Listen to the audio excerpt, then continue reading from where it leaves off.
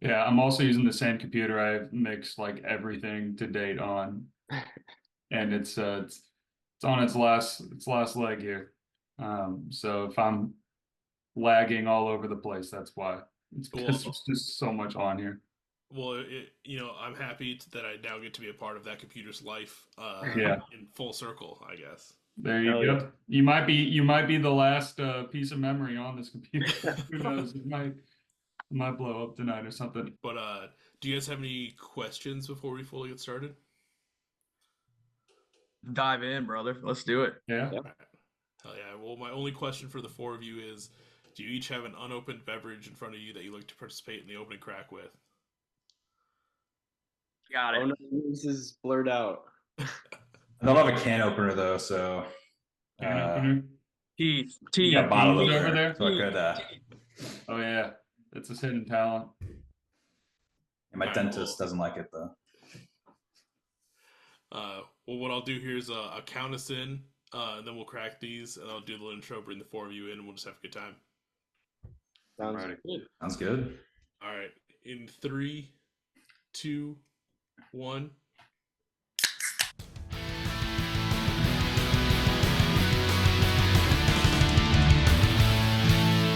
Welcome to the Beers with Bands podcast with your host, Michael Torres.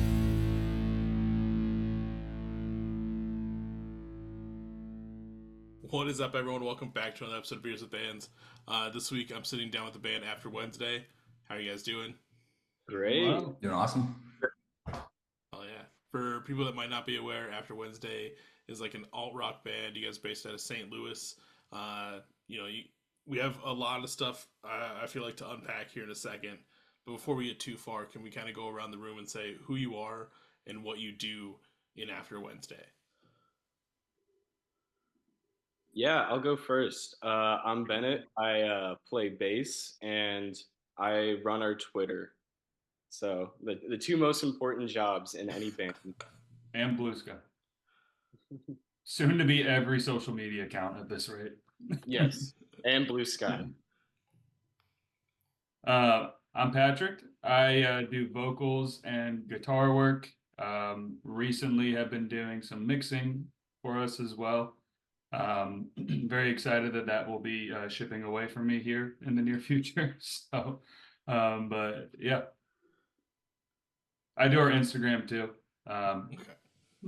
Every now and then. So, Yeah, AP. Do guitar and some of the backup vocals.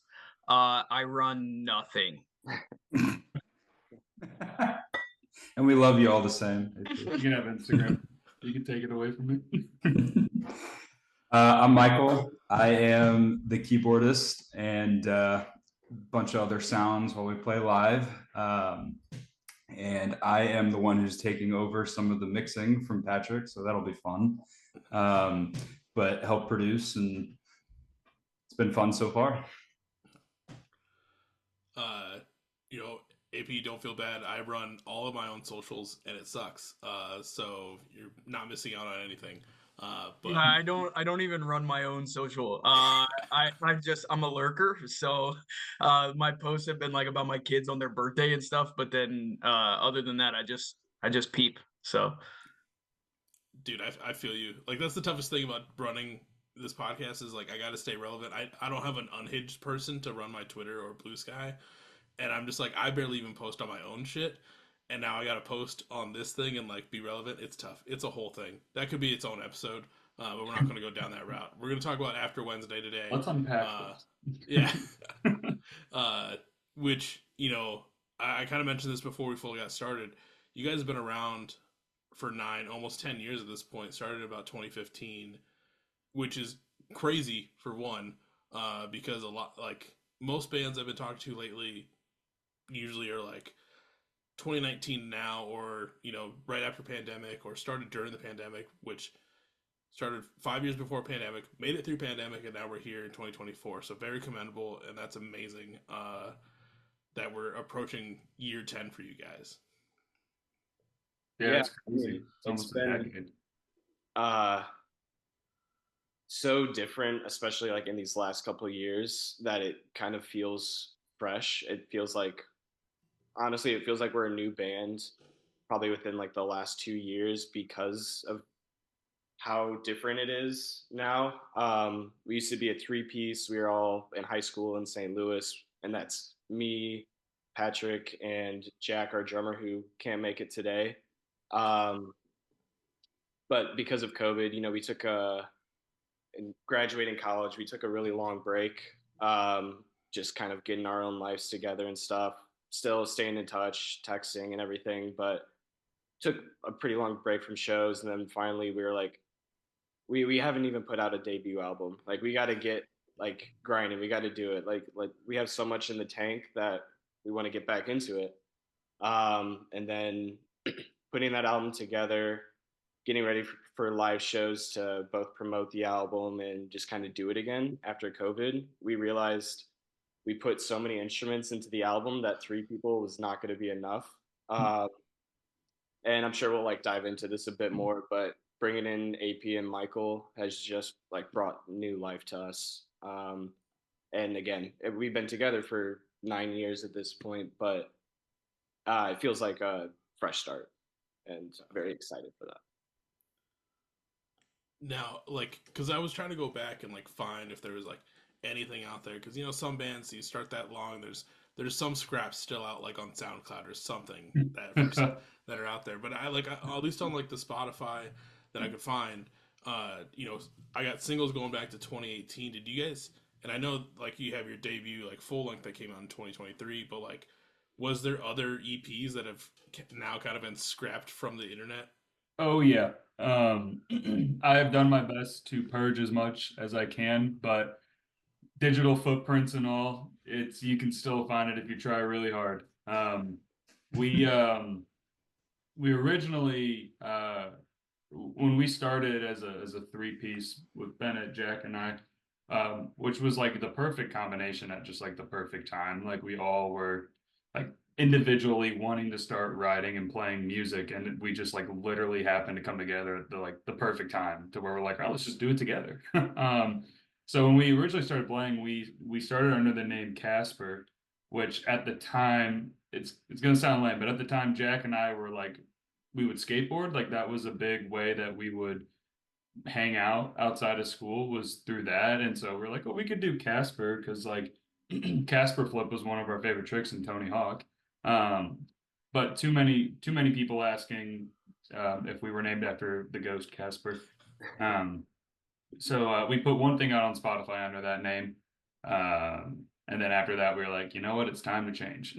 So we were getting a little tired of that question. And that was also another kind of rebrand that we felt like brought new life into music because I think everything we've done under our name of After Wednesday, we're all super proud of it. I don't really listen to any song and truly go, oh, I wish that wasn't online. It's like really cool, especially like if I'm driving 4 hours like back to St. Louis. So I live in Nashville actually, and have for like the past 4 years, almost five. But like when I'm driving back and forth, it's kind of fun to start from the very beginning and like go all the way to the end, or listen to the very beginning of After Wednesday and then immediately go to the most recent After Wednesday, and just seeing like the change and sound and evolution is really cool to see, personally. But yeah, there's some stuff out there. There's some stuff that only lives in my email inbox that I don't know if I will grace anybody's ears with that ever. AP and Mike, I don't even know if you guys have heard it. Probably not. Yeah, I don't know. Yeah, that's kind of a mystery. But it's all fun. I mean, like as much as we're like, ooh, that's like not, we don't want that to be online. Like it is how we started, and it is really fun to see just how much we've all changed and evolved as musicians, friends, and like you can literally see all of that just by listening to start to finish. So that's really cool. Yeah. Well, like I've said for like everyone's discographies, it's basically like a each release is a chapter in a band's book. So it's nice to get that whole evolution, and that you can even tell that evolution between like in yourselves of just like where you started, went from Casper to After Wednesday, and now where you guys are now with AP and Michael included. AP and Michael, how familiar were you guys with After Wednesday before like coming in and making this five piece? So for me, I had been around Bennett for a handful of years. So I'm actually married to Bennett's fiance's cousin. And so connect the dots there. But knew he was in this band for a while, and I'd never really heard anything until his family was like, "Hey, we have some tickets to the show. If you want to come and pack the place, like we'll give them to you for free." So I was like, "Absolutely." I love live music, been in bands before, so I'd love to come see it. And after seeing them live, um, before even hearing anything and like getting that experience and then going on and like listening to everything, I was like, okay, these guys are, it's actually pretty solid. There's something here. And so ever since then, I was trying to weasel my way in. I kept telling Bennett's dad, like, hey, talk to Bennett and they need another guitar player, get me in there. And then, yeah, just, over time, we finally got to a place where I just sent Bennett a video of me playing some guitar, and it was right after they were doing some of the recording and getting ready to release this album. And I guess Bennett showed it to the guys. It was like, hey, this is our guy. Let's make it happen. And so since then, just been a part of it. It's been fantastic. Yeah, so I happen to actually be related to Patrick. He's my older brother. So I've been around this band for pretty much since they've started. He helped load gear for the very first. Yeah, I was there. I was their groupie for the very first show, where it was at. God, what was that band called? I know you know Bennett. APN guesses. For the first show? Yeah, not counting like a graduation party. No idea. It was yeah. It was where? Yeah, Sky Lounge. Never even heard of it. But I've been very grateful to be kind of around this band and hearing the process, and Patrick sending me projects, bouncing off ideas and stuff like that. And it's been a very great experience to kind of see where they were and kind of how they become and evolved their sound into what they are today. I've always kind of wanted to be a part of it. And then with this new album, or the first album that they came out with, Patrick came to me right before the concert and was like, look, there's a lot of synths and a lot of keyboards and I need help. So I was like, yes, 100%. Yes, I am so down. And it's kind of evolved into what it is today. And haven't looked back since. I love it. You're leaving out a critical part. You mastered that album. Oh yeah. Yeah, that knew the songs already, so it's like we need that. Yeah. The mastering part was fun, but the mixing part just is going to be even more fun. Seeing Patrick having to go through that. So, but no, it's been fun. It's been a great experience, and I'm looking forward to the next steps that we got going on. It's amazing that you were kind of secretly a part of everything before fully being a part of everything. Yeah. And I know we keep talking about this LP. It's called Solitary Refinement. Like I said, it came out in 2023, and for that to be like the first kind of like official collection of songs, one, wow, because a lot of people would not come out swinging with a full length. But two, when I say full length, I mean that in the I can't think of the right word, because it's full. Is basically what I'm getting at. It's 13 songs. I think it's about like 56 minutes. Every song is 3 minutes or more. There's so much going on in this. To come out as your first collection is just very amazing. Where most bands lately are coming out with at least a 4-song EP, maybe done in 10-15 minutes depending on the genre, but to put that out there and just take us for this long journey was great. Yeah, I mean, I think part of it just being we took such a long break between all those singles and EP releases, and then we just had a ton of leftover songs. COVID was going on, so a few of the songs Pat wrote, at his apartment in Nashville, and We were just kind of bouncing ideas back and forth virtually.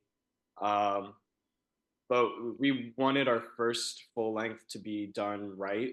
And I think the other part of it too that I think about a lot is this is the first time we, did the process from start to finish where it's just us.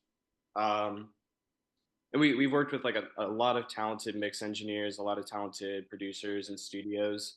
But I think something I've learned is nobody's going to care about your music as much as you do. Um, and because of that and how much time we decided to take with it, um, we had a final output that I think we're all just extremely, extremely proud of. Um, Oh yeah. yeah. Yeah, we like you said, Bennett, we had like we were fortunate that we had like 4 songs that we had written in the past. Some like there are songs on that album that are how old, Bennett? Some of those songs are Like like 2019, 2020. Faceless Ghost that was before 2019. Yeah, we probably played that at a few shows, uh, Mhm. like while we Yeah. were still in college. And there's a song on this most recent EP that's I think older than Faceless Ghost. When I saw you sitting there was like we did that one a very long time ago, a decent amount of years ago. So we were very lucky that we had like some songs already written. So that made it a lot easier to get like a chunk knocked out. Like Bennett said, we just continued like during COVID when, obviously we were all inside, scared to leave the house. So we just kept sending different ideas back and forth to each other.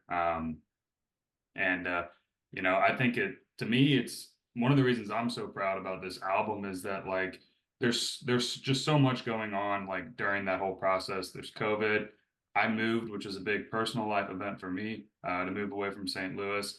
um, and then writing songs, meeting up together, recording and everything, all from different places. Like I'm just super proud of how we made it happen. And it was so important to us that it did happen. And it did take some time.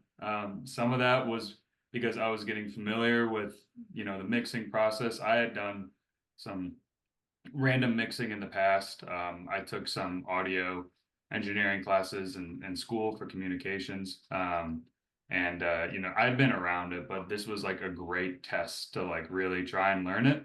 And I came in cocky and I got there and I was like, well, this is tough. And there's still so many things I wish I did better on that album, but that's just a major props to people that do it for a living and spend all that time to master the craft. It's super impressive because that was insanely difficult, and it took probably over a year to get that album like actually recorded, mixed, and then mastered. So, but yeah, we're super proud of that one. I mean, it came out great. So props to you for one, like having the initiative to want to learn how to do that. Because I think I've said it recently too. Like I think it's great for bands now that are that someone in their group knows how to do that or is learning how to do it because it'll save you so much money in the long run. Yes, it's nice to go to a fancy studio when you have the time or send it off to be mastered, but to be able to do a lot of that preliminary stuff on the front end and get it taken care of, like it'll save you so much time and you can kind of really shape everything to get that end result that you want. Oh yeah.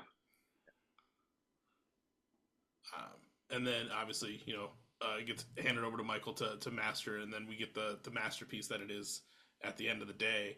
And like I said, it's a great LP. It's so full, so rich, and also I think you're the only band in the scene right now doing 11-minute songs. So that was another amazing thing to see on there. A lot of kind of like what I was talking about earlier. Everyone's kind of doing Midwest emo, these twinkly 2.5-minute songs. So it's nice to see like an extension and just seeing someone just like put everything into a song that they're feeling.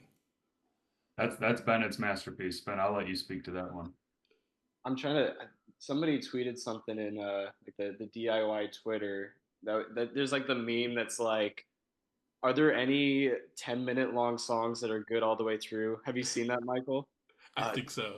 I was just scrolling through and then I saw that like somebody, you know, copied the URL to Path of Flowers and like didn't tag us or whatever. And I was like, oh my gosh. And then I remember there was like a few others that like got tagged below who are also like in the scene, and there's like a few others who have put out like those long, you know, 10-minute, 11-minute long songs. And I'm a guy who like I can't play it, but I love listening to like the proggy stuff. So like whether it's like early Genesis or like newer like Opeth stuff, like I just want to be like immersed and go through like a journey. Like I, you know, I like those quick hard hitters, but sometimes just like being able to like sit there and be in like a piece of art for like, I'm not saying like our stuff compares to, you know, like the Opeth masterpieces or anything like that, but like just being able to be immersed for like that entire time on like a very directive journey rather than like kind of shuffling through like a playlist or something.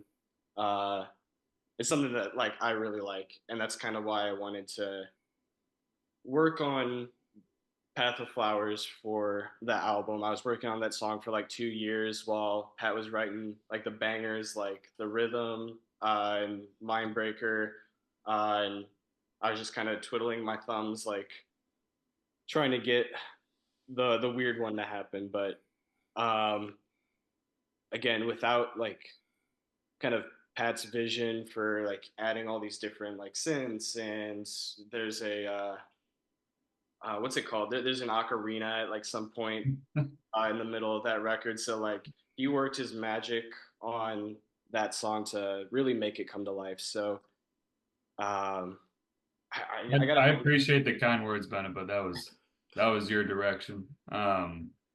Beautiful song. I mean, it's like it literally became like all of our favorite songs just because there's like 6 songs in it.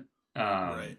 And it's just and it works. I mean, like when Bennett was like, I have a 12-minute song that I want us to put on the album. I was like, how is it gonna blend together? And somehow it does. And it's beautiful. It's perfect. So yeah, I mean, major props. I mean, really, Bennett said the ocarina, and then I think I put some bongos in at some spots. Were my 2 crowning achievements on that song. But yeah, that one was fun. Just don't ask me to mix that song again. It's so long, but it's awesome. I found it. It was the Strelitzia record, Winter. Did you listen to that, Michael? I'm not. They're a really cool DIY band. I think out of Arizona, and kind of like the same thing. It's like Midwest emo-y, but like a little proggy, and like every song is like 7 or 8 minutes long, and it's crazy. So that's one of my DIY recommendations for sure. Hell yeah. Yeah, I love finding those songs that you can kind of just get lost in, and then just like because there's those moments when you listen to like a full length or something, and you kind of just get lost in it. And there's the moments where you're just like, oh, is the same song still going? But on the other end, your other side of the aspect, you're like, oh, the same song is still going. Like I got lost in it, and it's been this long, and then you kind of like fall back into it and just like let it take you again.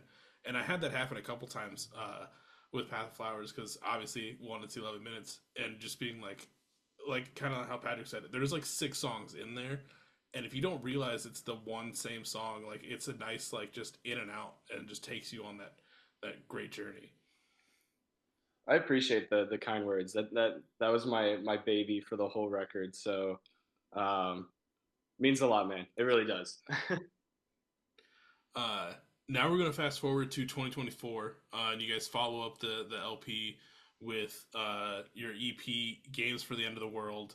Uh, 5 songs, all kind of.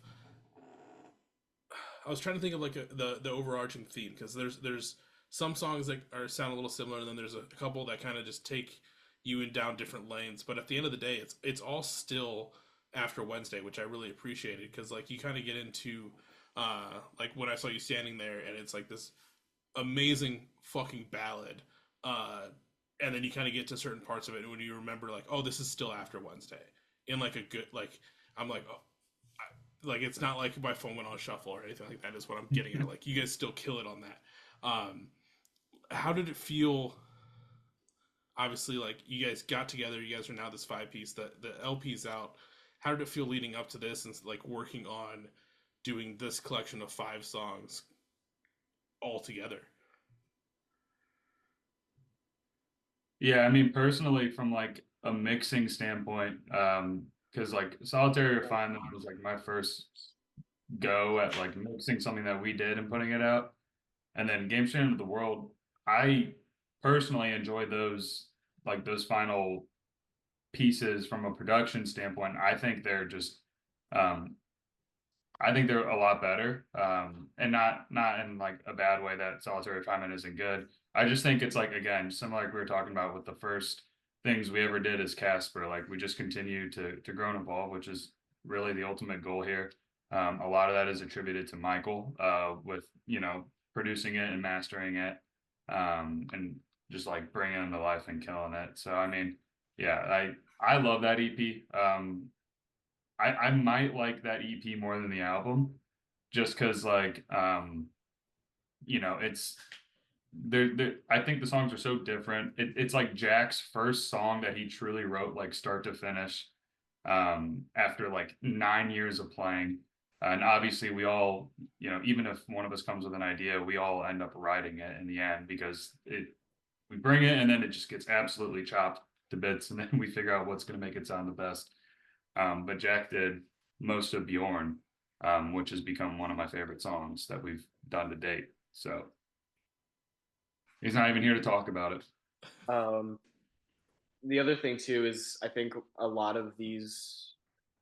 So when we were doing Solitary Refinement, we recorded like I think 18 or 19 songs, and because at first I was like, oh, I want to go big since like we've taken this long break, like double album, let's go. Yeah, Super overly ambitious, where I wasn't even thinking like nobody's gonna listen to a double album from a band that has never released an album before.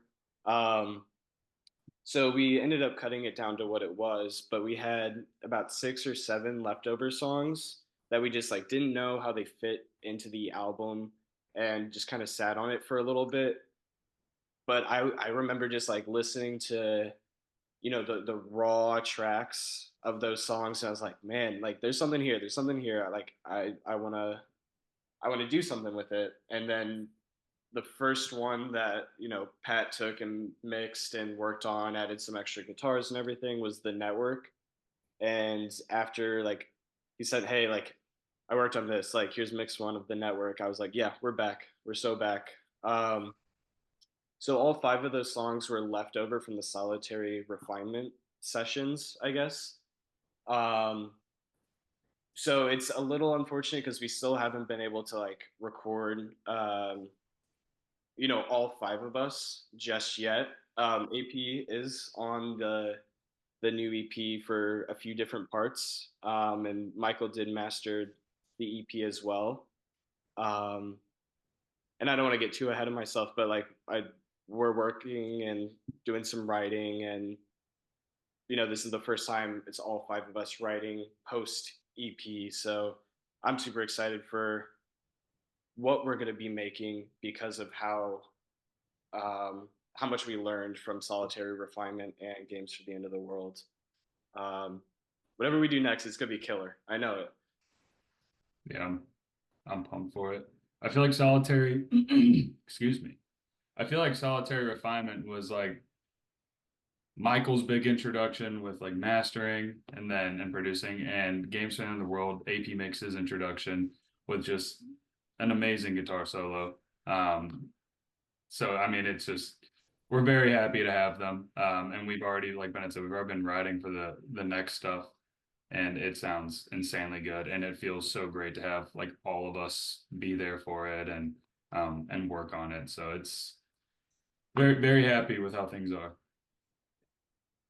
Well, I'm looking forward to. I obviously like Bennett, like I said, not to get too far ahead of ourselves, but I am looking We're forward open to to see what comes next.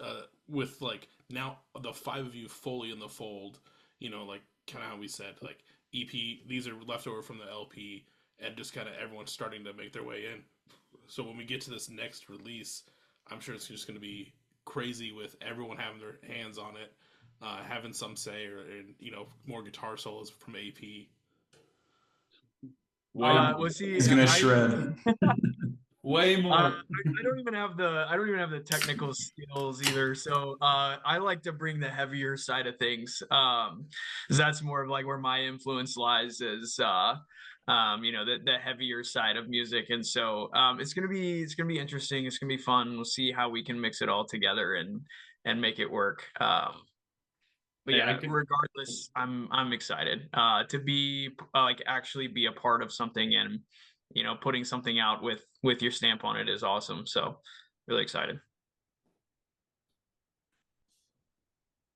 But for people that might not have checked out Games for the End of the World, it is a solid EP. Through and through. I really liked. Network for some reason sounded to me like maybe not Tony Hawk's Pro Skater, but at least like American Wasteland. Like it should have been on one of those. It felt like every time it would come on, I was like, okay, I'm ready to go like grind a rail for no reason at my age. I was really hoping for That's sick. Underground Love it. too. Underground 2. I was Yeah, hoping Thug. for that one. So And then how I was mentioning, like, there's these different sounds we're getting, and then we get to, when I saw you standing there, which I heard it the first time, and I mean this in like the most amazing way. Like I thought it was a cover, and like I looked everywhere trying to find like I swear I had heard something in my life sounding like that. Or maybe I've been to too many weddings where like this is a straight up like wedding ballad song. Like I'm imagining someone having a dance to this at their wedding. And I felt like that just came out of like left field in like the most amazing way. And then like how I said, like you get to a certain point and then you're in the song and you're like, oh no, this is still After Wednesday, because it like you kind of revert back to like that normal After Wednesday sound in like the last half. And that just came out so fucking killer as like this amazing ballad. Appreciate that. Yeah, that was like Bennett, that was probably one of the first songs we did where we were like getting kind of tired of the same old songs. And so like that was this is different. Again, it's like not that different from what we were doing at the time, but like it definitely was a step, and then it just got kicked to the back burner for a while. You're But gonna hate me for this. I'm gonna what? You're gonna hate me for this. Oh God. This is where the muting will come in hand. So I say got what you. I gotta got you. say. My fingers are ready. I got you. Say what you gotta say. All right. I mean, I love this song, and the reason I love this song is because the first two chords in the progression, it's something by the Beatles. Oh, I've heard. Also Adele, "Make You Feel My Love." That was when I first heard it. I was like, "Oh, it's the same." That's the chord progression. Everyone's doing it. So, but yeah. So, Michael, to your point, like it's familiar, but that's music, right? Right. There's nothing is really original. Just the way that you put it together becomes, it has your own stamp on it. So it's, but yeah, to your point, yeah, it's great. It's a different sound, and then it comes back around to be us. So Yeah, those I particularly like those lyrics a lot. Some of my favorite out of like anything we've done, which is now like 30 something songs or whatever because of the 14 song album. But I wrote the lyrics to that one with help from Bennett and Jack on critiquing me, because if we were to roll with the original lyrics for every song that I had, it'd be a completely different story. I don't know if we'd be on this podcast. But that's how, I mean, it's good to have other critiques, because what I think is good is like, it's a little cringe, so maybe not that. So it's good to have people to hold you accountable. But those lyrics I like, particularly because I wrote it at that time, this is how old the song is, so this will be a good timestamp. I had watched Haunting a Hill House, which is a phenomenal TV show. If you haven't seen it, I feel like I've seen it 3 times now. And so that's what that inspiration for the lyrics behind that song kind of came. And not to like leak any spoilers, or I don't know if anyone cares about that, but like I feel like the progression of the song kind of follows the progression a little bit of the show. So that was cool, because that was like a whole different experiment in writing. It felt more like the storytelling almost than it did writing lyrics just to be lyrics. So it's a good one. I like it. Yeah, it's solid. And then we mentioned Bjorn. Obviously, Jackson I hear, but that's another killer song. It kind of does like the nice little switch up in the middle, where it almost feels like it's two songs separately, kind of mended together, which came out super sick to kind of end off that EP. And I know I'm not talking about Fool's Gold or Harmonic Motion, but those are also two solid songs on this EP. Like everything was super solid, and everyone should be checking it out. Um, like where do I want to go with that? I had a thought, I lost it. That's totally fine. I'm not gonna cut it because fuck it. Why do that?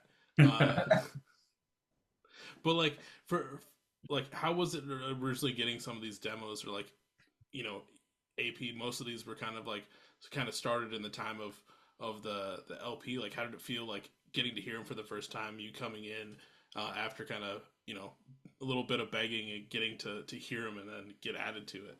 Yeah, it's cool, man. Not seeing where they originated from, or how they originally started, just kind of hearing, maybe at 75% or 80%, and still giving, some insight and some critique here and there. But yeah, I would be sitting here, and I got like my music gear set up right here, and this is where I work from too. So it's like, when I'm in the middle of my day and taking a break or something, I would play the stuff over the speakers and play to it. And I play by ear, so I kind of noodle around on stuff a lot. And Pat originally had a solo written in Harmonic Motion that is still really solid, and I was just kind of doing my own thing on it, and then making a video and sending it to the boys and being like, hey, check this out. And it ended up being pretty tasty, and everybody was on for it. And again, it's something that's super I'm super proud of, to even just have a small piece, but to have something that that I was actually able to contribute to and be able to put my stamp on was awesome. I've been doing music for a while, and I kind of had my own hiatus when life was happening, and I hadn't been in a band since like 2010, to kind of date myself here. But being able to be a part of something again is exactly what my life needed in the moment. So I'm just happy to be here, man. I'm here for the ride. So And then Michael, like with your little sparkle of greatness, like how what did you feel like with getting this EP and like now being a part of it, the full fledged, but also getting to take it to its next and final level? Um, I'm sorry. Repeat the question. It's fine. Like My headphone jack is like I bent it by accident, so it keeps cutting in. it comes to you after you helped master the LP. Like, how did it feel to kind of like be more a part of this as like an actual member now and getting it to its final stage compared to like just doing the LP? Oh, it's great. Being part of the process of like the beginning stages of just kind of messing around, like maybe Bennett's playing a riff or something on his bass, or Pat's got some ideas that he sent to us in like a voice memo or something, and then like Patrick said, chopping it up and turning it into something completely different. It's kind of fun to be able to kind of put my input into that as well, and then add maybe some of my influence that I've had over the years as well. And it's kind of become this melting pot of all of our experiences and all of our tastes and influences, and it's kind of just turned into what it is now. And it's something super special to be a part of. Yeah, it's I love it. It's fun. Well, it's like I said, it's great all around. I really am stoked to see like what the future holds. Obviously, this episode comes out late December for all the people that are listening to it live. For right now, time's a construct. It's really weird. It's the whole thing, wormholes. But like looking forward to the next few weeks, which turn into 2025. Like, what does 2025 look like at this point for After Wednesday? Yeah, I want to put an album out by the end of the year, and we have a lot of. End of 2025. The biggest part is, Pat's in Nashville, and we're you know working full time. I'm getting married next fall. AP has kids, but I think like even with all of that, which are these are all great things that are going on. I think like we all still like want to come back to each other and like be able to just like continue to create. And we want to put out something that we're proud of, and we have 7 or 8 songs that are like kind of in the chamber, at least like kind of structures. That doesn't mean everything's gonna make it to the album, um, but we're just gonna kind of start chugging away at that with everything that Michael and Pat learned from the mixing and mastering process. I think that already puts us really far ahead, which is really really nice. We're gonna start building a studio here at my house, just that room over there. We're gonna Show get us. Go take us on a journey. It's a tour. Yeah, We'll do crib style. all right, we're gonna do it. Oh, he's actually doing it. Let's take a look. What do we got? All right, audio listeners, you have no idea what's going Maybe on. like a chair and Let's see where we're at. What has Jack done? Oh my god. Oh my god. Nothing. Oh no. I got the It's There's a the lamp it's in the the green one room. lamp in the middle of the floor and not even a chair. It looks I like a got- studio already. It's fantastic. We've established that like we like a lot of times what we do when we like are fortunate enough to like make any sort of money off of a show, merch, or even streams, we like just kind of put back into this pool of funds that we can continue to draw from. Because like if we can just keep, you know, funding essentially, you know, us getting to do this whenever we want, that's amazing. And so we're talking about using some of those funds for putting together like this studio. And Jack's not here to talk about this, but he's like he's already going crazy with the budget. He's like, I'm gonna get a coffee table. And we're like, do we need a coffee table? But All in the name of the band. Yeah. all in the name of the band fund. You know what, Jack? You can get a coffee table. No, I'm excited to see that room. It's off to a great start, Ben. I love the lamp.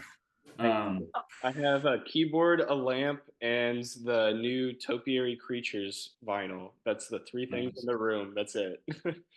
But yeah, I think we're just gonna continue writing, trying to continue to get together as much as we can with life going on.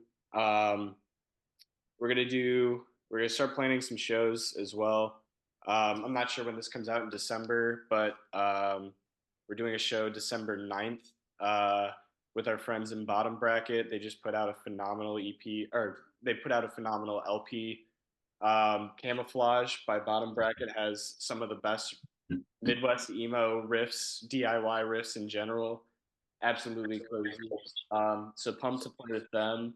But I think after that, we're gonna start planning some stuff. We usually do like 2 big headliners a year in St. Louis that we try to do on top of some other shows. But with Pat in Nashville, we kind of started talking about doing another Nashville or not another.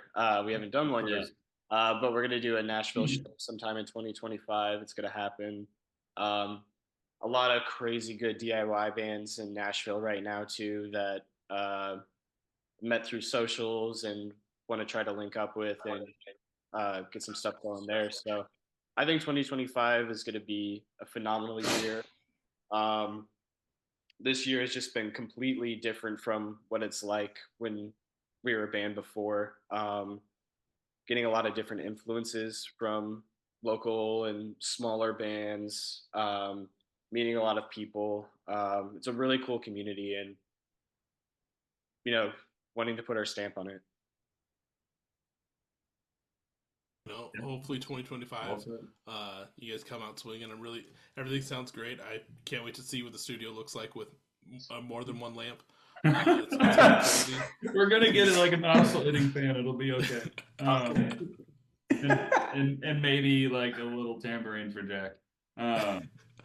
Yeah, but I mean, just to like kind of echo real quick what Bennett was saying about like the next stuff that we're working on, and AP and Mike, feel free to chime in also. Like this is gonna be our best stuff like yet.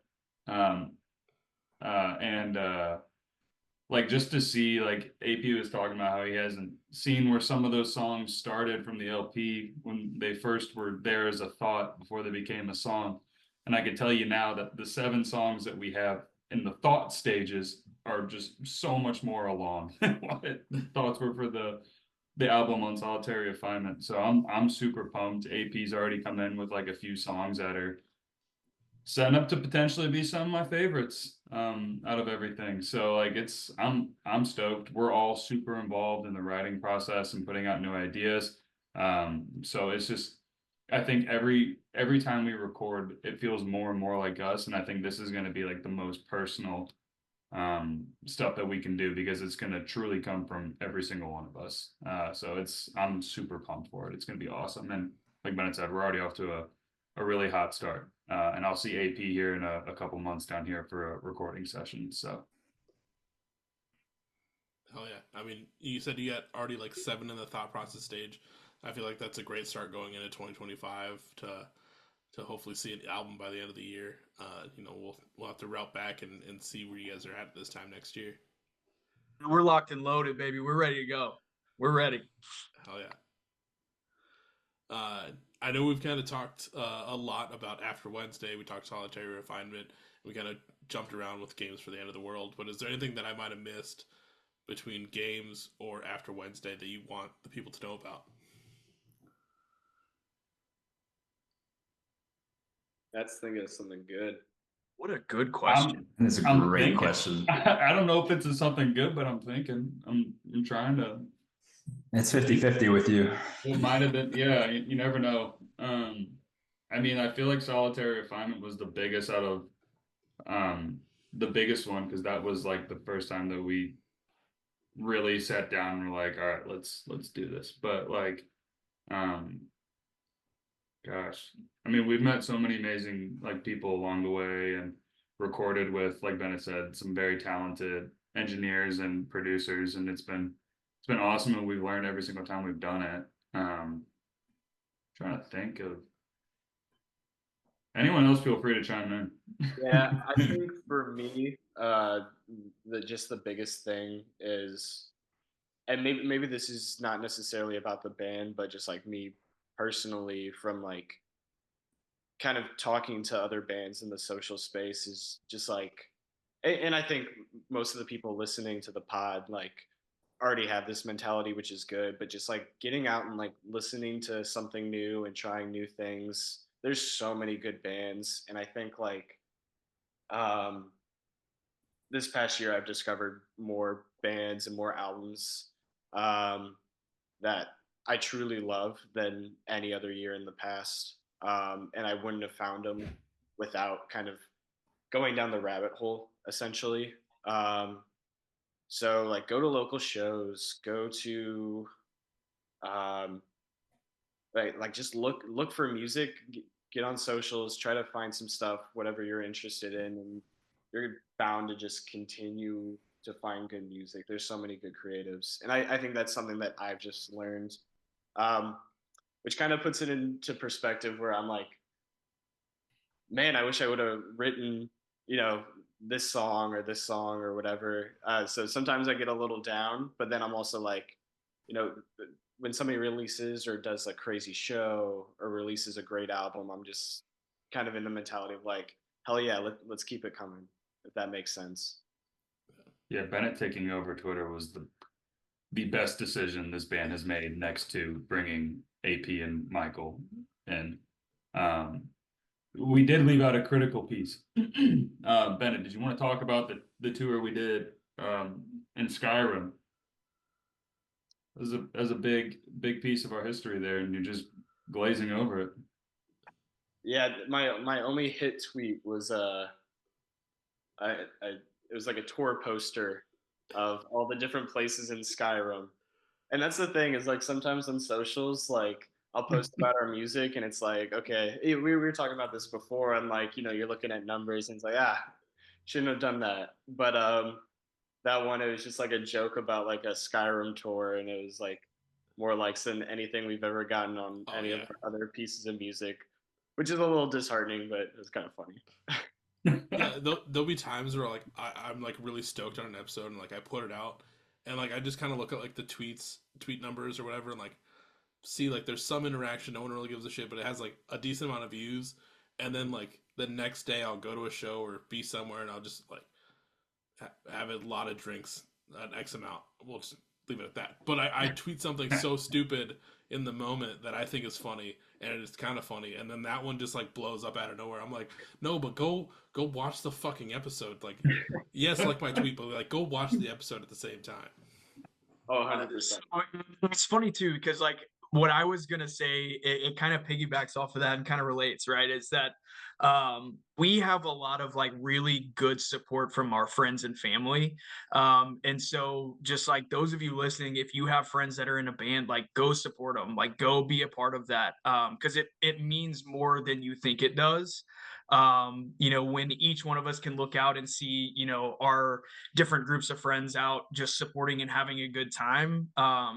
It's not even about us, like it's just about everybody getting together and being the community. So go support your friends. Go if you meet somebody who's in a band, go watch them, go hang out with them.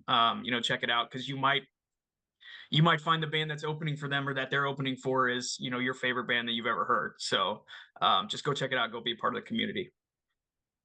I mean, to kind of bounce off that, we're talking about flyers. You always see like the one post that's like, hey, you always you'll buy tickets to go see this big show, but when your friends play, you're always asking for like a discount on tickets. Like your friends' shows are a fraction of the price of like a big show. Don't ask for discounts. Go support them. Just have a good time. Tip your bartenders. Go find a band that you love.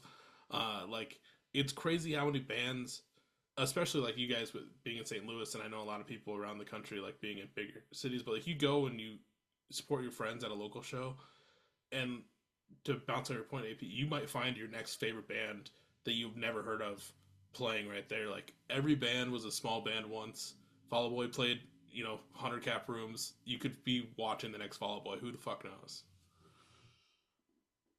Absolutely. I do think that's something that has gotten a bit better in St. Louis, and I can be guilty of it too, where like life kind of gets in the way, and I'm not like going to as many shows as I could be if I was, still in my teens. But like, um, I saw Fight Back Mount or Final Boss Fight and clipboards at a show in I think it was Marshmallow was the venue.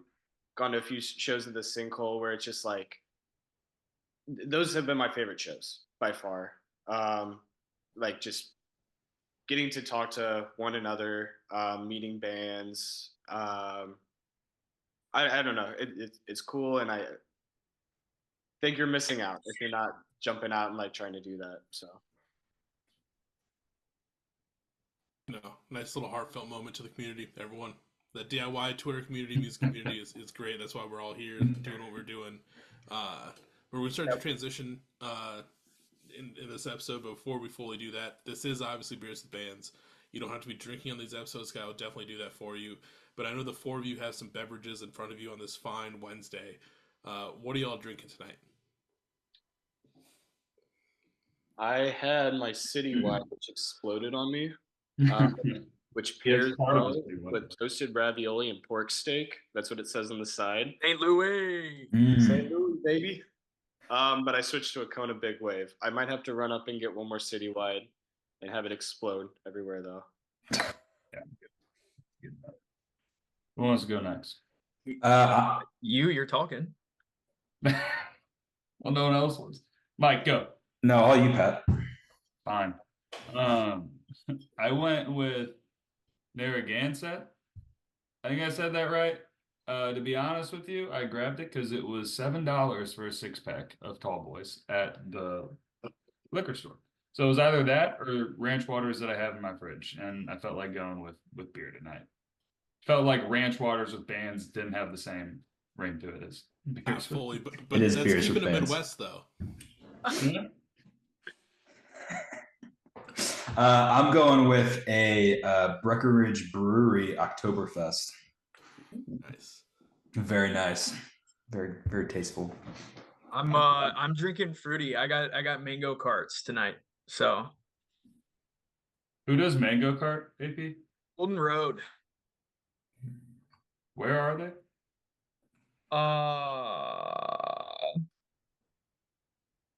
LA and St. Louis.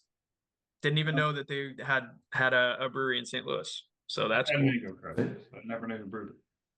It's owned by AB, I think. Beautiful. There we go. Learned something new today just by reading a label that was 2 feet from me. Michael, and what for about this you? episode, I got the good old classic hams because you can't go wrong. Hams, baby. 30 Classic. rack for like $12. It's great. Mhm. Love It's it. so solid. It really is. It's always got your back. Never misses. Never It's misses. it's never let me down. Exactly. You can always trust it. As we're starting to get into the story section, I always think back to one of the last times I was in St. Louis or the St. Louis area. I think it was more like St. Charles, maybe. Which I don't know how you St. Louis people feel about St. Charles. In St. Okay. Charles. All right, perfect. Then I don't feel as bad. My friends used to do this thing called Barn Fest. I don't know if it still happens. It was more on like the outskirts of town, but I remember like their biggest thing was like we didn't stay for both days. We just went down for one, but they would do. I think at the end of like day 1 or day 2, they would do a giant like PBR versus hams day. So like everyone, it's like teams. Like if you like PBR, that's all you're drinking, and just to see how many cans would end up by the end of the time. We didn't drink as heavily back then, at that time when we were a band, so like we didn't partake. But it was, I always think back to that time, and I always hate myself for not being able to be part of PBR versus hams. I've never heard of Barnfest before. Do you know that, AP? No, I'm trying to look it up right now because I was like, that sounds fantastic. It sounds like It something I actually would sounds definitely amazing. attend. This would have been So- like 2013, so it would have been a while back. I was right in my prime drinking age turning, so that would have been perfect. Wait, Yeah. so you said you were in a band, Michael? So I used to TM for my friend's band. I went to high school with a couple of the dudes, and then whenever they needed to go on tour, I would TM and like sell merch and help drive the van, and then designated drinker on my days not driving. That's sick. Awesome. Sounds beautiful. Love that. It's all the perks of being in a band without like having to write any music. So it's great. You might convince AP to drop out and Like shit, that sounds good, dude. I already have to like make the guys wait to practice until I put my kids down to go to sleep, and so I'm like, man, that might be beneficial to all of us. The only downfall was that like I had to be like the voice of reason against like 5 to 6 other dudes every day. That's So- already me, big dog. I'm already there. That's a good point. But yeah, we're in the fun last half of the episodes where we just kind of talk about some fun stories from guys' time music, whether they're shows, tours, time recording. As I normally say, they can be anything horrendous to tremendous or any adjective in between. The way I like to think about it is think about the stories that you always reminisce about with your friends. Those are usually the stories that everyone loves to hear, as wild or tame as they may be. all right, I'll start with one. I'm gonna get a beer while you're telling the story, but I'll be back in 2 seconds. It I think we involves need a beer for this portion. All right. This is the very first time that AP met Pat and Jack. Sorry, Michael, that you're not included in the story. All right. I apologize. I'll just hold it against him. It was my 21st birthday. We were on St. Charles Main Street. So obviously at that point I knew AP from my fiance. And Pat and Jack came out for my 21st birthday.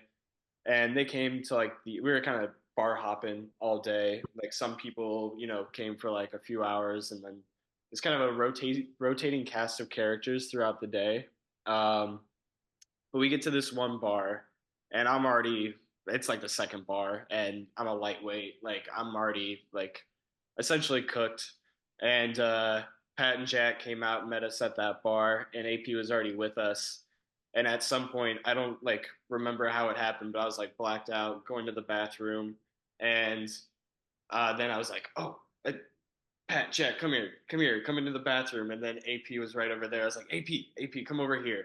And I was just like, we need to bring in a fourth or a second guitar player. Like, we need to do this. We need to do this. So this was like 2020, I think, and I think that was the very first time that Pat and AP and Jack as well met. But I think Pat denies. I hate this story. It makes me feel like such a dick. Because Wow. we joined Bennett after we had already been partaking. So I too was a little fuzzy, as one naturally is. Though I wasn't blacked out like Bennett. So the details of that night, aside from Bennett trying to fight someone in the bathroom, which I think I have a video of, and us doing pickleback shots. Everything else is a little murky. So, Well, definitely you two met in the bathroom, and honestly, in another universe, AP was shredding on Solitary Refinement because he joined the band that night instead of a year or two later. I've known him my whole life. It was actually funny because like I had been on this run of like joking about being in this band, right? And like semi-serious and trying to make it happen, but ultimately being okay with not being a part of it. And then that night was the night where I was like crushed, where both Pat and Jack were both just like, no. And so I was like, sick. Yeah. I don't okay. remember that either. Yeah. Because it was like a hard no and like quick answer. So I was just like, I hate this story. It keeps getting worse. We should just ban. This is a forbidden story to tell moving forward. And so yeah, it's just funny to look back now, where it's like, it all works out. I love AP. I just want to put that out there on record. He makes me a better person in our relationship. He makes all of us better people. I agree. My old wisdom, I think, being the old man of the group. Mike, what's your favorite? Since you've obviously being my brother, you've been to pretty much every show, playing or not. Yeah. What's your fondest memory? Oh God. You didn't go to Crackbox, did you? No, I didn't. God. We'll come back to that one. Yeah. I don't even know if I know that story. Gosh, I don't know. Because it sucks that I wasn't able to be 100% behind the scenes before I had joined, but man, I don't know. It's not necessarily a story, but it was kind of a moment that I still kind of cringe at every time I think about. It was their Christmas show. And this was before AP and I had joined. It was their Christmas show. I know where you're going. And they were playing at Del Mar Hall for it was some event. I don't remember what it was. Bennett's gone. He doesn't want to hear the story. It's like the biggest venue in St. Louis. I don't know if it still is, but at the time, like no. I'm sorry. I'm thinking of the pageant. I don't know what they're related to. It's the pageant's younger sibling. I mean, it's basically, yeah. People, right? Somewhere close to there.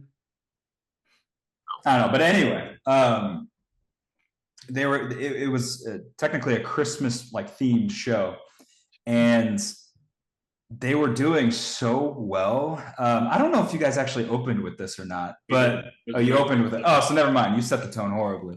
The rest of the show was phenomenal, but the very first song that they opened with was it was "Bitch Don't Kill My Vibe," and from that point on, I think they had lost maybe half the crowd.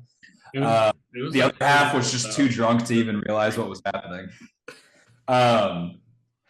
And he was my brother, and I loved him in the moment, and I would support him. But after that, the show was phenomenal. But before that, it was just. It was "Bitch Don't Kill My Vibe." Sad. way too serious. We You're were playing- way- Was, and you were putting way too much effort into it too. Yeah, didn't you at one point didn't you open a show by playing like a song on your phone into your guitar pickups? That was the next show we played at Del Mar Hall. So like both times we played at our biggest venue, aside from that, I that's remember that. Maybe I yeah, do. I played the opening track through my pickups. So I have True no DIY right there. It's no idea. What that fuck a track. We're gonna throw it on the guitar pickup and we're gonna play it that way. He's never heard of DI. It's just straight into the guitar. We forgot the dongle, that adapted like to like a headphone jack or whatever. And like all three of us had a dongle and we all left it like at our practice space. And we're like, the intro track is too important. It's too important. So he's holding it over the pickup and You could have talked to the sound engineer. I'm sure they would have easily I just was put it advised to do that. That was the direction that I was following. I was just from the sound.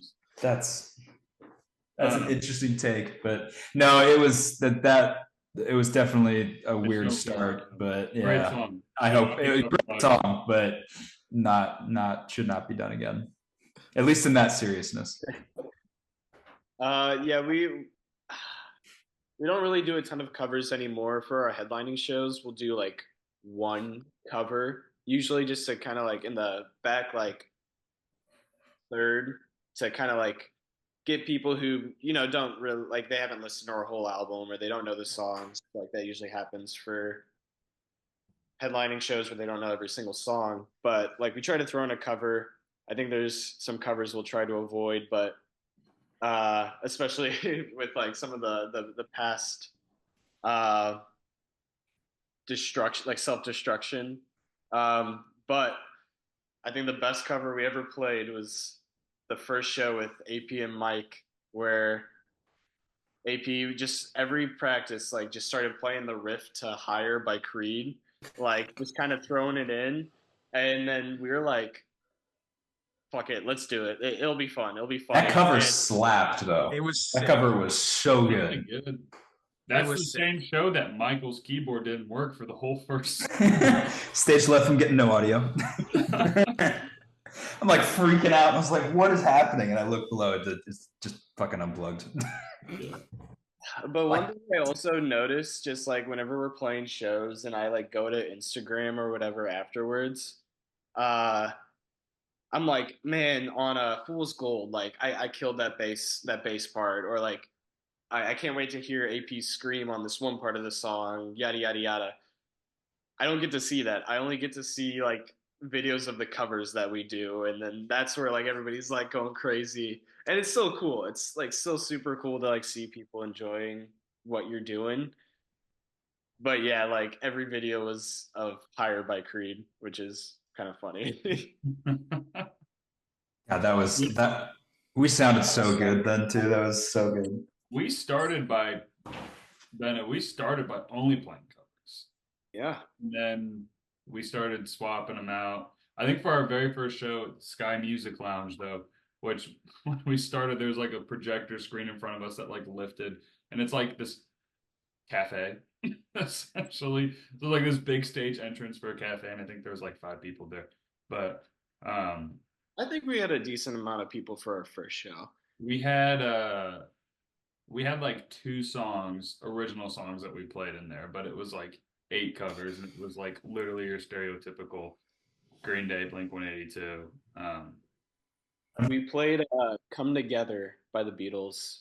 I thought that sounded good, except I never remembered the words live. The number Way? one rule of covering music is that you don't cover the Beatles. But this one was fun because my mom came up with like a tambourine. She was like, "Oh, it's my son's first show," and she came up with a tambourine and sang like one of the verses with you. Do you remember that? I do. Wow, blast from the past. Yeah. And that was 9 years ago. Wow. Shout out Cheryl. I think last podcast we did, I shouted out your dad. So now I'm shouting out your mom. Then I remember when Jack yacked like 6 times in the studio while we were God, recording. I was thinking about that. This is like Jack's not here on the podcast, going to defend himself. I love you, Jack. But this is like a very defining moment, I feel like, for like, this is Jack. I'm just kidding. But we were recording Tattoo, maybe? It was the Casper EP. The Casper EP. So it's our first time like in like, a good studio where it's like your traditional, like the mixer and everything's behind the glass. You go into a separate room to record. It was a very cool experience for us to like be a part of that and do that for the first time, because we've seen like all our favorite bands do that and we're like, that's awesome. So Jack's like been vomiting fortunately after he did his parts, but he's been vomiting for like an hour. And the guy who was helping us out and doing like producing and mixing it was like, you guys gotta get him out here at some point, because the bathroom was just stinking up. And we were all like, okay, why don't you run us through what have you had to eat the past like day? And he's like, well, last night for dinner, I'm not even remembering it correctly, but it was along the lines of like, yeah, like some chicken nuggets, and then he had like some Taco Bell, and then he drank like a whole gallon of milk, and then we're like, well, no shit, you're vomiting. He probably ate that today too. I mean, I don't know. Jack's like, I feel like Jack he doesn't. That was back in 2015. Maybe he is. I don't know. Maybe that's why he's not here right now. I could easily see him doing that again. He still drinks like a gallon of milk a day. I know that, at least. Like every time I go over there, and like we're getting ready to either jam or just hang out, like he's always like, hold on, and pulls out the gallon jug. It's always full. That's the thing that bothers me. It's always full, but I know he's just like constantly drinking. It's upsetting. Milk coming out is not a good smell. That's like probably the worst smell out of vomiting. yeah, it's not fun. We've all been there. I'm also trying to think. I know after the first time that AP met you guys, there was another time before AP joined the band, where we went up to Chicago and we went to see the Mars Volta, and I was like, they're one of my favorite bands, and Jack likes them a little bit. I didn't know if AP did or not, but I was like, I'm getting 3 tickets, whoever wants to come, and it ended up being like the 3 of us. So that was really cool to just like kind of mix those worlds like officially without being blacked out in a bar bathroom, you know. But we're driving up, and then like we're sitting outside waiting to start, like go to the show, and at that point I was already like completely blacked out. Beers in, yeah. Two beers, 3 bears. Something like no. that. You gotta drink some water. 3 if he's had like a meal before. That's just a flip flop from me at the King Gizzard show in Colorado, Bennett. That is a flip flop, yeah. But I had my that's a good story after this one. I'll talk through as much as I remember. But I was sitting like just at the table, like with my head in my hands, and all I heard was like Solitary Refinement, the demos playing before like we released the album, and like Jack showing them to AP, and they're going back and forth, and I'm just like, I have this massive headache, and I'm just like sitting there like this. And then we go to the show. Show was great. I think just like something sobered up in me like super fast because I was seeing one of my favorite bands. Then we get back. We're at this like our friend's apartment, and he was out of town, so he just let us crash there. And then all of a sudden I wake up at 3 a.m. Jack's like shaking me awake. He's like, this cat's annoying me. We have to go. We have to go. And like he throws all of us in a car, and I'm still like delirious. You guys left because of that cat. Incredible. Like we're both just sleeping, and he's like, I have to leave. This cat is driving me insane. And he drove. So, it's like, all right, you're the boss. It's literally 3:30 in the morning. I slept in the back seat the entire drive home. I was like, nah, dude, I'm sleeping. So at 4 hours home, I was out. I'm just picturing that conversation, like Jack alone with the cat. Was he like, "You're annoying me so much"? The cat's talking back. Yes, like talking to The cat was definitely talking back. He's But I probably think having a just- full conversation. I think he just kept like Colorado. going over to him and like, he's trying to sleep and it's like getting up and like rubbing on him and he's like, I gotta go. This sucks. And so then we all had to go. So, That was the official sober meeting of Jack and AP, which is kind of cool. It was a good weekend. that was cool because we were like trading, like you guys had, the demos and stuff, and then I had some of the stuff that I had like written on a 7-string and was like showing it, right? And I had like programmed drums and I was like, I want to make heavy stuff. This is what I want to do. And Jack's like, yeah, dude, I could do so much better on drums than what you have programmed here. I was like, okay, cool, let's make it happen. It never made it happen. And then I sold the 7-string. So here we are.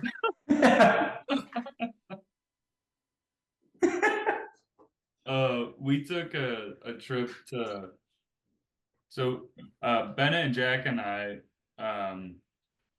before, like, I guess it was, I don't know if it was after it wouldn't have been after because it was like at the end of the album was when obviously AP and Michael started getting involved. So it must have been like still midway through the album or whatever. We decided to take a trip together to go see King Gizzard. I think Bennett was the one that really started that one, which King Gizzard is one of Ben and I's favorite bands. But I'll leave that there because I know how the two people below me feel about King Gizzard. But we went to the King Gizzard show and at Red Rocks. So it was magical. There's like a few stories to tell from this one, but like first one is that we gave Jack a tattoo. Because he wanted one, and then we're like, no, this isn't a good idea. And then we went out to a bar, and then naturally, we were all like, this is a great idea. So he's not here to show the tattoo, nor do I think you would want him to show tattoo where it's at. But oh, here comes Bennett with Here we go. it's our band name. But yeah, so that was funny. And then when we went to King Gizzard, as Bennett had overserved himself for the Mars Volta show, I had overserved myself for the King Gizzard show. And we had we had gotten there and I remember the entire show, but like there are bits and pieces that are a little fuzzy. And I had, I overserved with alcohol and it was legal there. Other things. And so I was a little twisted and I remember like everything, like I was starting to sober up, thank God, because like right when I got there, I had recognized, and Jack was like also helping me, was like no beer during the show, just water. So I was like finally starting to sober up, but then I was starving. And I was just like, there's no food here because I like walked around the whole Red Rocks venue looking and they're like, we're closed, dude. It's 10:30. And I'm like, oh, this is so annoying, but like I understand. So then like we had like left the show. I was a little hangry because I was very hungry. And we had like stepped outside and then like at Red Rocks, there's like a Chick-fil-A tent outside and they're handing out like chicken sandwiches for like $1. And it was just kind of like a Harold and Kumar moment where it was just like finally I found oh there it is. That's our masterpiece right there. You thought solitary refinement was good. Just hire Ben and I to do your tattoos. Oh. No. But no. Oh. Well, It's better than I thought it was going to be. I will say that. It could have been, they had the freedom to do literally whatever they wanted. So thank God they picked that. But yeah, that trip was a lot of fun to Colorado. We had taken some like voice memos of like the creek like flowing and stuff when we did a hike. And we're like, we're totally gonna use this at the end of Old Friend, like we're gonna use this in some songs. Completely forgot about it. But the trip was fun and we had a really good time. And hopefully that's the Bennett, AP, and Jack's trip to Chicago, our trip to Colorado. Hopefully hopefully that's the first of many. I'm stoked for AP to come down to Nashville, like I said, in a couple months. It'll be a good time.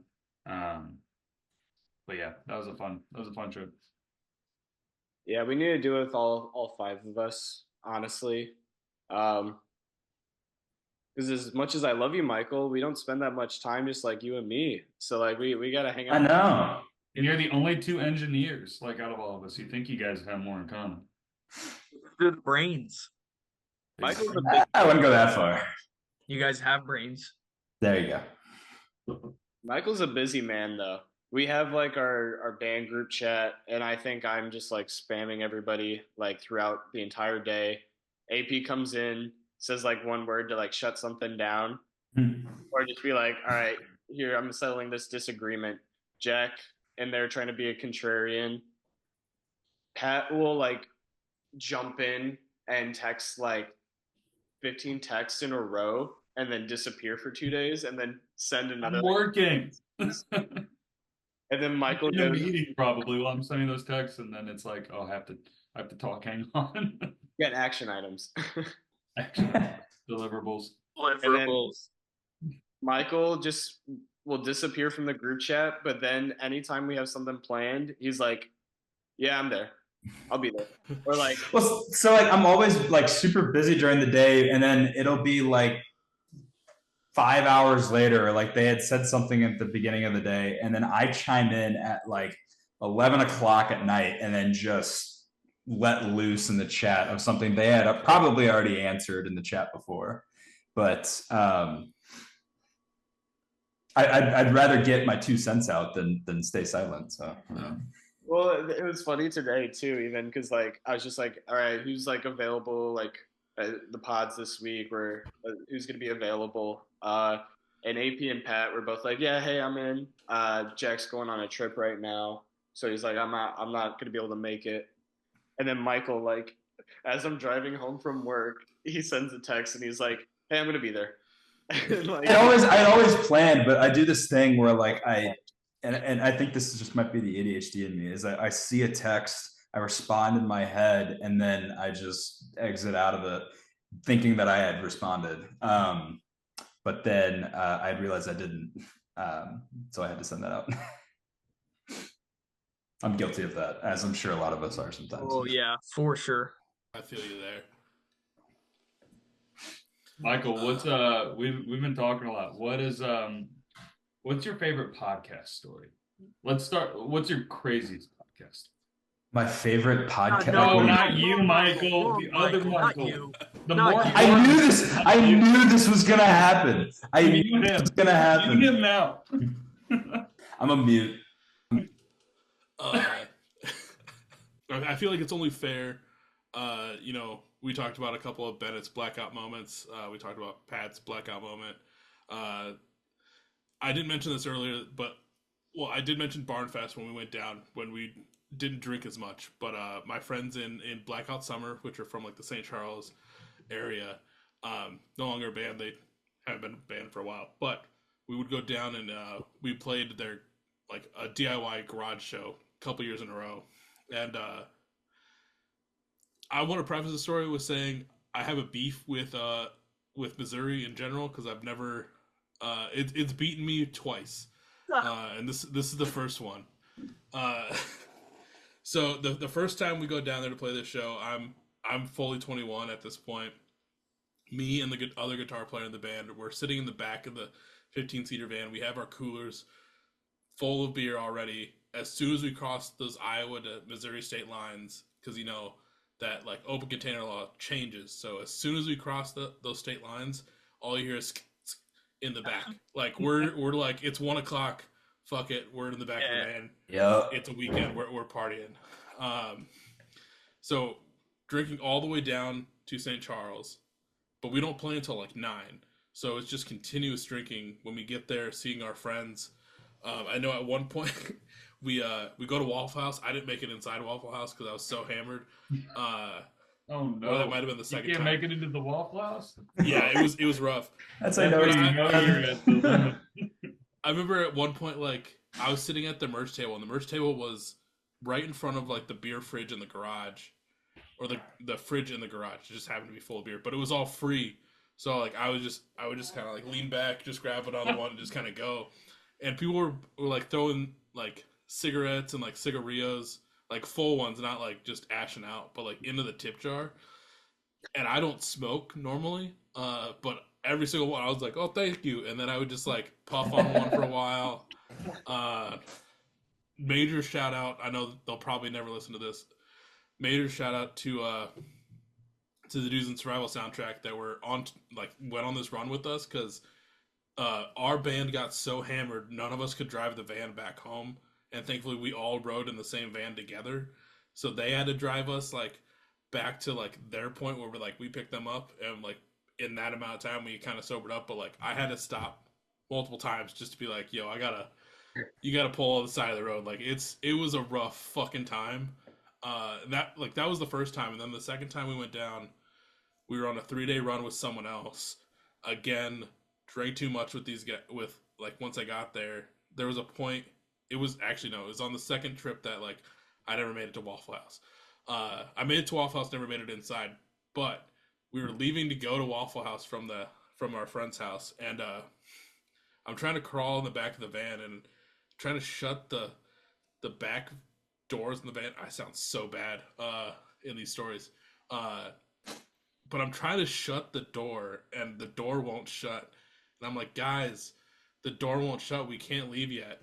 And someone like walked around and looked, and like the whole like my legs are still hanging out of the van, and I'm just like trying to shut the door on my legs. Oh my god! I was like, when I say Missouri has beaten me twice, like I'm 0-2 in Missouri. It's bad. And then I still had 2 more days of that tour. Did you get the door closed? I'm just trying to envision that. Finally got in the van to close the door, and then just sat outside, just dry heaving outside of a Waffle House until everyone was done eating. So that was fun. Legs just throbbing in pain. Surprisingly, no pain the next day, which was crazy. Wow. I'm just trying to picture like that whole scenario. It's like straight out of a cartoon. I know. I have one friend that like he was in the other band that was on tour with us for that 3-day run, and every time I see him, he's like, "You shut that door yet?" Or like he always like makes a comment about my like that whole moment, and I'm just like, "Fuck you, man." There's always someone. Yeah, there's always one person. But yeah, I haven't been to Missouri in a while. Granted, I'm almost 32 now, so I probably won't go as hard. But come on down, and you can kick Missouri's ass this time. Yeah. All right. I'll take you up on that. We'll make it happen. We're gonna find out when Barnfest happens again, and if it does, you're coming down. We're hanging out IRL. And if it doesn't, we're going to put it on ourselves. Yes. Start it. Yes. Because I remember the spot that it was at, and it seemed pretty abandoned. I don't know if it was supposed to be held there, and I don't think they do it anymore. But definitely start something up. Well, if they don't, we'll do it ourselves, and then we'll have like a in-person live beers with bands, and it'll be. You guys have that happen. Great. Invite everyone out. I'll come down. Everyone can come have beers with bands on a little segment. Oh, yeah. We'll throw down. That would be awesome. Love it. Beers with Bands Fest would go so hard. Ooh. So I did the 2024 was the first year. Did it as a 5-year show, and I'm trying to do an annual thing here in Minneapolis. My toughest thing right now is finding a good venue to kind of hold it at. Mm-hmm. Like I went and checked out a venue the other day. Solid spot, great DIY spot. Just a little pricey for like getting it to rent out.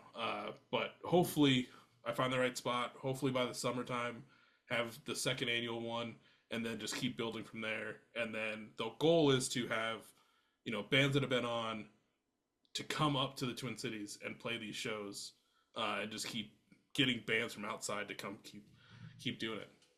That'd be cool. For sure. Yeah, that'd be awesome. So, That'd be sick.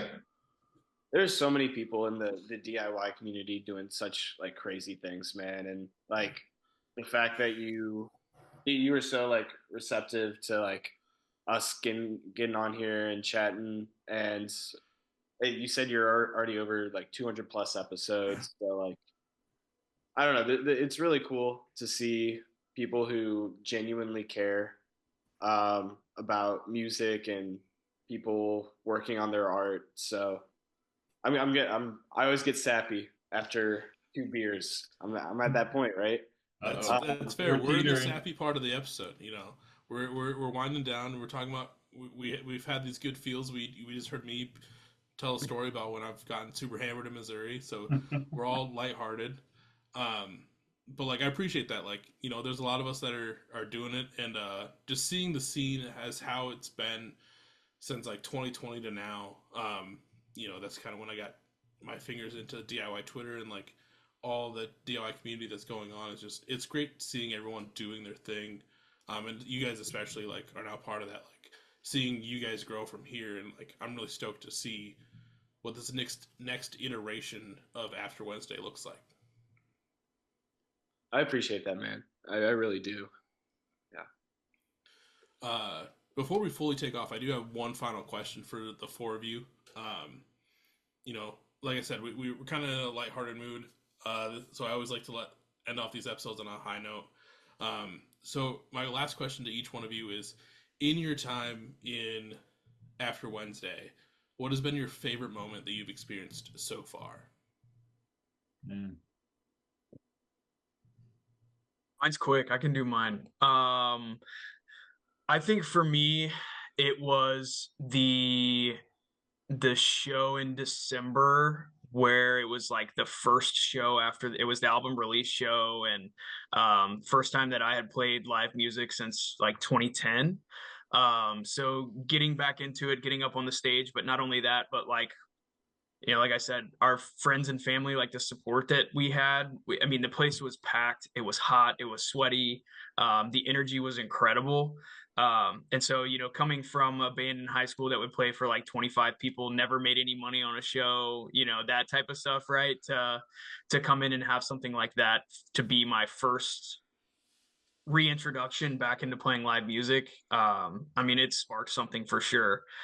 So I want to do this till I can't walk anymore. So I mean, it's definitely a core memory of mine for sure. And so I think I'm just very thankful to just even have this opportunity, and that these guys took a chance on me when I know they had another guitar player at one other point and didn't go so well. And so to take a chance, and do something like this on me was awesome. So it's been huge for me. Yeah, I have to piggyback off of what AP said. I probably have to say my favorite has definitely been that first concert when we kind of had all five of us. I mean, kind of seeing this band as they first started to where they are now, and finally being a part of it and being able to do these shows with them and to have fun with my brother and friends. Like it's a super special moment, and that's something I cherish probably for as long as I live. It's music has been such a big part of my life for so long, and it's been something very personal and very kind of private to myself. But then Patrick honestly throwing me into this and saying like kind of take a chance on it, and it's having that first experience and first of many. It was just super special, and it's something I'll never forget. I think mine's kind of hard to pin down to just one. Agreed. And I kind of talked about like the different, like, I feel like we're a new band now. So I know like we're going to have a ton of memories coming up that I know my favorite memories are still yet to come. But thinking right now, just kind of like while we were in like the early stages and just like playing shows for the first time, like there were so many nights where like we would go over to Jack's and like do like a practice session and then just like hang out. I think for me, we I don't remember what EP it was or if it was a single, but I think it was when we recorded Heart to Find in the studio. Um, we did drums the first day at the studio where we were at, and then we all just went back to Jack's and just like hung out for the entire night, and we're just like, having some drinks and just hanging out. I think we did a drinking game to the Tenacious D movie.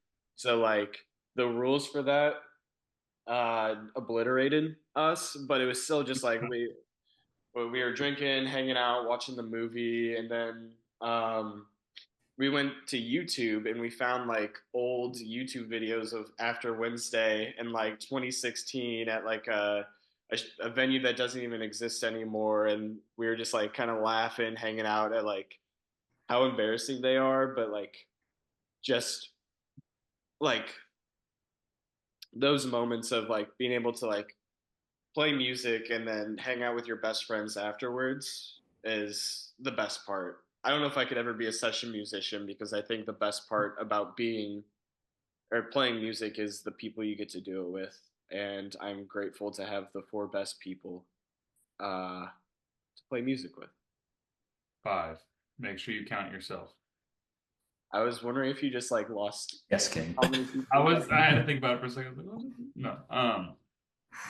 Yeah, that is such a good memory. That one is up there for me as well. I mean, I do honestly also think that the show we did last December, putting out the album, and I had shared that album before it released with like many, not many, but like a good amount of like my very close friends as well, family, and just like hearing those songs come to life and other people listen to those and get to do it all on stage with AP and my brother and Bennett and Jack, and that might be the top moment, but I'm gonna say another one as well. But we like Bennett said before, like there's so many from when we were like the trio and Casper. And honestly, I think my favorite memory from that time was when we got to play Delmar Hall for the first time, which is we had played a decent amount of venues before then, a lot of bars, a lot of clubs. But that was like the first time we had played a venue where we were like, we know, aside from Blueberry Hill, where we play there a lot as well, and that's probably my favorite venue. Playing Delmar Hall was like I had like Rise Against had just played there, or something like that, and that was like like we went backstage and it was like a very big backstage. It was just like it felt like something that was just like way bigger than us. And like Michael said, we came out and opened with the Kendrick Lamar song. um, but I think just Personal choice. kind of playing that show was like a very special moment because it was like, this is really cool. Like we have all of our friends and family in this room here. I think my grandfather was there as well. I think he came. He was. DJ was there. Mm-hmm. Yeah. So like again, just getting to play for all those people. But I mean, honestly, truthfully, probably Solitary Confinement, that show, there was just all of our friends were there. And like getting to see all of our friends mingle with each other and like just become this one community, like AP was saying, that's probably the most, I don't know, there's so many special moments, but that all of those are up there. Those are all solid moments, and I hope you guys get to keep having those moments going forward. And next time we do this, I want to see. I'm stoked to see what Michael and AP have extra in their wheelhouse of like other special moments that come up as you guys continue to grow and do more shows and be a part of more things. Dudes, like I said, this has been a great night. You guys have been fun to talk to. I'm definitely feeling these beers. Shout out to not eating because that does it. But this has been a good Wednesday. If anyone's looking for merch, music, or After Wednesday in general, where can they find it? Yeah, we're gonna do a new merch run soon, but in all of our socials, you can find us at After Wednesday or After Wednesday Band. Leave in Twitter. We'll still have the Twitter, but leave in Twitter for blue sky, brighter skies ahead. We got link trees in all of our bios, so you can find us on Spotify, Apple Music, Tidal. It's on Amazon Music link. for our music at one point recently, and that was kind of cool. But definitely, we got a lot of music. Check us out. And if you like what you hear, we got a full album, full EP, and a lot more to come. Well, Yep. depending on where you found this episode, whether it's Facebook, Instagram, Twitter, Threads, X, Blue Sky, or you watch the YouTube version and got to see their lovely faces like I did tonight, make sure you check the hyperlinks down below. Go follow them on all the socials. Be ready for new music, new merch. Just that killer 2025. If you're in St. Louis, be ready to hit up a show of theirs one to many times. If you're in Nashville, get ready for that possible Nashville show happening maybe in 2025, and then just be ready for that possible album coming later in 2025 as well. One last big thank you to the four of you for taking the time out of your Wednesday to sit down with me and talk about After Wednesday. This has been a great time, and I'm really happy we got to do it. Thank you. Much appreciated, man. Thank you so much for your time. Yeah, This has been so much fun. yeah, Mike. Thanks for having us on. This has been awesome, and I was happy to hear the stories that you shared with us as well. So hopefully we can do this again. This was fun. Dude, hell yeah. But like I said, everyone go listen to After Wednesday. Go check out Games for the End of the World. Be ready for 2025. And I'll catch everyone on the next episode. See ya. Thank you. Peace.